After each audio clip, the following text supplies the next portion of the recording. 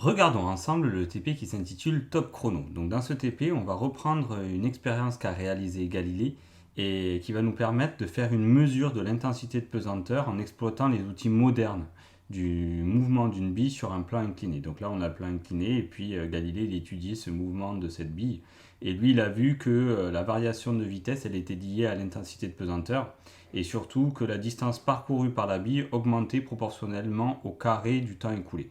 Donc là, on va voir dans les équations, à un moment donné, il y aura le temps au carré. Et puis, pour faire tout ça, on nous rappelle l'expérience, là, avec ce schéma-là, c'est un peu plus clair. Et donc, en gros, nous, ce qu'on va faire dans le TP, c'est de déclencher le chronomètre quand la bille, elle est en haut. La bille va descendre, va descendre, va descendre, va descendre. Et là, quand elle arrive en bas, on arrête le chronomètre et le temps de parcours de la bille, connaissant le grand L et l'angle là, va nous permettre de faire pas mal de calculs et notamment de calculer l'intensité de pesanteur. Du coup, on va avoir pas mal de mesures à faire et qui dit mesure dit incertitude. Et donc là, on a quelques formules. Alors elles peuvent paraître un peu barbares, mais tu vas voir, c'est plus simple qu'il n'y paraît. Donc là, on a des incertitudes de type A, c'est quand on fait plusieurs mesures. Donc avec la moyenne, l'écart type expérimental et l'incertitude, on nous explique comment calculer tout ça. Et puis on aura à un moment donné un calcul d'incertitude de type B sur une seule mesure avec un appareil. On nous donne aussi la formule. Donc il n'y a pas trop à s'inquiéter. Il y a le critère de compatibilité. Donc là, la formule, on nous la donne. Il faudra l'appliquer quand on nous le demandera. On démarre. Donc, dans un premier temps, là, pendant 20 minutes, on va faire l'expérience qu'on a dite tout à l'heure. Du coup, on va étudier le mouvement de cette bille qui va être abandonnée sans vitesse initiale sur un plan incliné. Donc, le plan incliné, normalement, ton prof, il te mettra la longueur. Alors, moi, j'ai mis 2 mètres, j'ai pris ça au hasard. Chaque prof, ça va dépendre du lycée, la longueur du plan. Ça peut être 1,50 m, ça peut être 3 mètres. 3 mètres, c'est long quand même, donc ça m'étonnerait, mais 1 mètre, ça peut être 1 mètre, 1,50 m quoi. Et donc là, tu mesures le temps et que met la bille pour parcourir ce plan incliné. Et du coup, tu fais 3 mesures. On te demande de faire 3 mesures. Donc là, j'ai mis des valeurs au hasard, mais qui sont plausibles. Et une fois que tu as rentré ces valeurs en secondes, on te demande de calculer la moyenne. Donc la moyenne, ça c'est facile. Il suffit d'additionner les 3 valeurs et de diviser par 3. Et là, on a la moyenne. Mais là où ça se complique, c'est pour calculer l'incertitude type sur le temps de parcours, là, pour cette expérience 1, ben là, ce 0,08 là, secondes, je vais t'expliquer comment j'ai fait pour l'obtenir.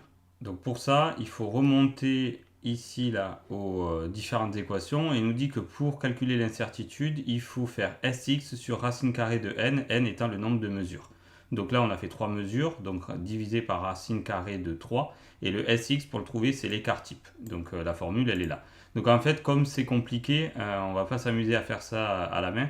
La calculatrice en mode statistique, elle est capable de faire tout ça pour nous. Ou alors le tableur, tout simplement. Donc moi, je l'ai fait sur un tableur pour que ce soit lisible. J'ai remis pour l'expérience 1 les 3 valeurs de durée là.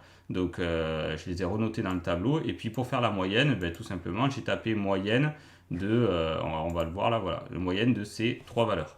Donc ça c'est pour la moyenne. L'écart type, pareil, j'ai mis égal écart type, j'ai fait écart type des 3 valeurs, il l'a calculé pour moi. Et pour l'incertitude, j'ai dit que c'était l'écart type divisé par racine carrée de 3, c'est ce que j'ai écrit ici dans la formule.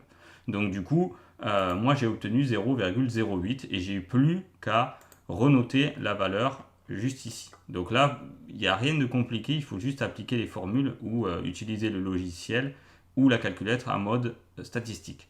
Ensuite, on me demande de regarder l'influence des caractéristiques de la bille. Donc sur le bureau, tu auras 2 billes. Je ne sais pas la différence entre les 2 billes, ça dépendra de ce que veut faire le professeur et ça dépendra du matériel du lycée. Ça peut être des billes qui ont une masse différente ou une bille plus grosse que l'autre. Et du coup, il va falloir formuler des hypothèses sur l'influence d'une des caractéristiques de la bille. Donc, l'hypothèse, il peut y en avoir plusieurs. D'accord. Toi, on t'en demande une seule. Donc, suivant la bille, tu vas pas formuler les mêmes hypothèses. Donc, moi, voilà les 3 hypothèses que tu vas pouvoir donner. Soit tu as une bille plus lourde. Et donc, du coup, l'hypothèse naturelle, c'est de dire que la durée mise par la bille, elle va diminuer avec le poids de la bille. Autrement dit, plus la bille est lourde, plus elle va aller vite. L'autre hypothèse qu'on peut faire, c'est que si la bille elle est plus grosse, le temps de parcours, lui, il va être, alors pas forcément diminué, il peut augmenter, la durée mise par la bille augmente avec la bille la plus grosse. Ça peut être diminué ou augmenté. De toute manière, c'est des hypothèses, donc tu fais les hypothèses que tu veux. Moi, j'avais mis diminue, mais ça peut être augmente, ça dépend. Et puis enfin, de dire tout simplement que quelles que soient les caractéristiques de la bille, ça va rien changer. Elle va mettre le même temps pour parcourir la planche inclinée. Donc on te demande ensuite de proposer un protocole permettant de tester l'hypothèse. Donc là, en fait, le protocole il est tout simple, c'est qu'on va refaire l'expérience qu'on a faite dans le petit 1. Donc on va lâcher la bille sans vitesse initiale en haut du plan incliné, on déclenche le chronomètre au moment où on la lâche, la bille descend, on arrête le chronomètre une fois qu'elle est arrivée en bas et on note la valeur de la durée qu'a mis la bille pour parcourir cette distance. Puis on fait l'expérience 3 fois, puisqu'on l'a fait 3 fois pour le 1, on fait 3 fois l'expérience et on va calculer de nouveau la moyenne. Donc pourquoi je te dis de faire ça? Parce que justement en dessous on te dit de mettre en œuvre le protocole et puis conclure sur l'influence des caractéristiques de la bille. Donc là on va devoir comparer après les deux valeurs. Donc là j'ai refait l'expérience 2 alors dans ma tête avec des valeurs différentes. Et voilà ce que je trouve. Donc pour la moyenne, je trouve ça, et pour l'incertitude, je trouve 0,1 seconde. Alors là, comment j'ai fait? Comme tout à l'heure, j'ai repris mon tableur Excel. Là, de nouveau, j'ai rentré mes trois nouvelles valeurs, et puis j'ai demandé de calculer la moyenne, l'écart type, et de me calculer l'incertitude avec la même formule, l'écart type divisé par racine carrée de 3, puisqu'on a fait 3 mesures. Donc lui, il me donne ça comme valeur. Et ensuite, on me demande donc de voir si ces grandeurs elles sont compatibles ou pas. Donc, c'est-à-dire les deux durées, 3 secondes pour l'expérience 2, j'avais trouvé, et en moyenne, et j'avais trouvé 2,95 secondes pour l'expérience 1. Donc pour voir si c'est compatible, on a cette formule-là. Et on nous dit que on considère que deux mesures x1 et x2 d'une même grandeur sont compatibles entre elles si le caractère ci-dessous est vérifié. Il faut que cette formule-là soit plus petite que 2. Et si c'est le cas, eh ben, c'est que c'est bon. Donc du coup, ben, moi, j'ai renoté la formule, j'ai remplacé les x1 et x2 par t expérience 1 et t expérience 2 avec les incertitudes. J'ai fait l'application numérique et je trouve 0,4. Donc 0,4 est bien plus petit que 2. Donc en fait, mes deux valeurs, elles sont compatibles entre elles. Autrement dit, ça veut dire qu'il n'y a pas eu de gros écarts. Et on peut considérer du coup que c'est la même durée qu'a mis la bille, quelles que soient les caractéristiques de la bille. Donc que j'ai pris une bille plus grosse ou une bille qui a une masse plus importante, normalement, ça ne devrait pas changer. Et tu devrais avoir la même chose que moi, c'est-à-dire le critère de compatibilité qui est inférieur à 2. Si jamais toi tu te trompes à un moment donné, ou si en faisant ton expérience tu t'aperçois que c'est pas plus petit que 2, ton critère de compatibilité, ben tu le dis. Et là, tu vas conclure en fonction de ce que tu vas avoir. Si la durée est plus importante pour l'expérience 2, ben, tu dis que la durée augmente avec le paramètre que toi tu as bougé. C'est-à-dire si tu avais une bille plus grosse, ben, tu dis que la durée augmente avec la bille plus grosse. Ça peut s'expliquer. Ça pourrait être dû au frottement et du coup il serait plus négligeable. La bille frotte avec l'air et avec la planche et surtout avec l'air, et du coup ça ralentit la bille. Ça peut s'expliquer en tout cas, mais il faut le dire. Donc tu t'adaptes en fonction de ce que toi tu trouves. On continue, et puis enfin on va estimer la valeur de l'intensité de pesanteur, parce que je te rappelle c'était ça le but quand même du TP. Donc pour ça on nous donne la formule. Dans cette formule on a l'angle là du plan incliné, on a la longueur du plan incliné et on a le temps qu'a mis la bille pour faire le parcours. Donc là on a juste à utiliser cette formule, mais pour l'expérience 1, on me demande de le faire. Et donc du coup, ben là j'ai réécrit la formule et là je fais l'application numérique avec les données que j'avais tout à l'heure. Et j'obtiens 9,22 mètres secondes moins 2 pour l'intensité de pesanteur petit g. Donc je continue. On me demande là maintenant de calculer l'incertitude de la valeur expérimentale de petit g que je viens de calculer. Et donc pour ça, on me précise dans l'énoncé que la précision delta sur la mesure grand L correspond au rayon R de la bille choisie. Alors là, c'est un peu compliqué comme ça, mais en fait, tu vas voir, c'est tout simple. Donc en gros, on me dit que le delta sur la mesure de L, c'est la valeur de petit r. Et le rayon de la bille, là, le prof, il l'aura marqué pour toi. Tu n'as pas à le mesurer, il l'aura déjà fait. Donc, admettons, tu avais une bille à la première expérience de. Moi, j'avais une bille de, 1 cm donc, de rayon, donc 2 cm de diamètre. Donc, toi, ça dépendra de la bille que tu avais. Et donc là, il va le rentrer en mètres directement. Et du coup, sur une seule mesure, pour calculer l'incertitude, c'est cette formule qu'il faut utiliser. Et on le retrouve là, le delta. Donc il faut prendre delta divisé par racine carrée de 3, tout simplement. Donc c'est ce que j'ai fait. Donc c'est pas là, c'est ici. Donc l'incertitude sur la longueur, c'est delta divisé par racine carrée de 3. On me dit que le delta, c'est la valeur de R, donc 0,01. Je me mets en mètres et je obtiens un U de L, une incertitude sur la longueur de 0,0006 mètres.